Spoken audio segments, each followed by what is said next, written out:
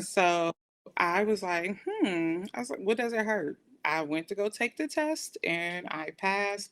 But even with passing the test, there's still more to it. It's not like, okay, you passed the test and you have a job. Mhm. So it still took, I think, from the time that I took the test to the time that I actually started, it was well over a year, Wow. the entire process. Wow, So, I did not know that because I remember when I had applied for CPD one time, and you worked at CPD.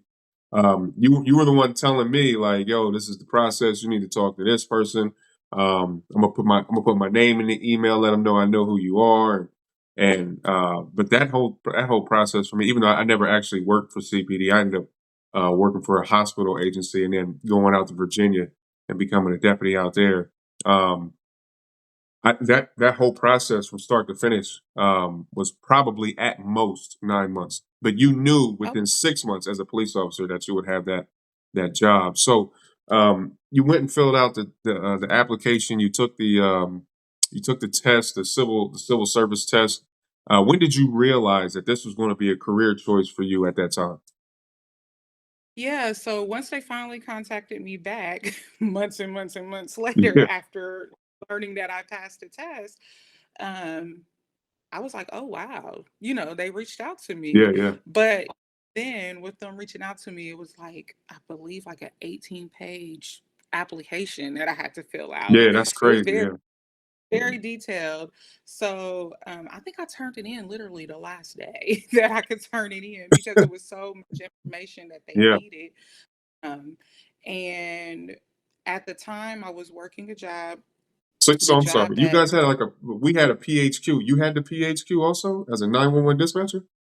No, not necessarily. So you have the civil service exam. I don't know what the application was called, but it was very detailed, like, the last 10 years or last 10 addresses, something crazy. I had to Yeah, go back yeah. and ask my people, Yeah, that's so similar to that, what we had as a PHQ where oh, every job you ever worked ever, contact yeah, pretty, information, email address, you know what I'm saying? And then the last, yeah. 10 years of addresses. So you had to do the same type of thing as a 911 dispatcher. Well, I did not know Yeah. that. I think they have lessened the requirements, Yeah. but I mean, I had to do a polygraph You exam. did? Yes, they had to Wow. go in my neighbors. Wow. So at that I did it, it was more intense. I know I've helped other people through the process since, and it doesn't seem as intense, and it could be because they desperately need people. Yeah, yeah, So yeah. they, it may either be taking too long or it could be weeding people out, more people out than they need. So yeah, at the time that I went through it, it was very, very intense.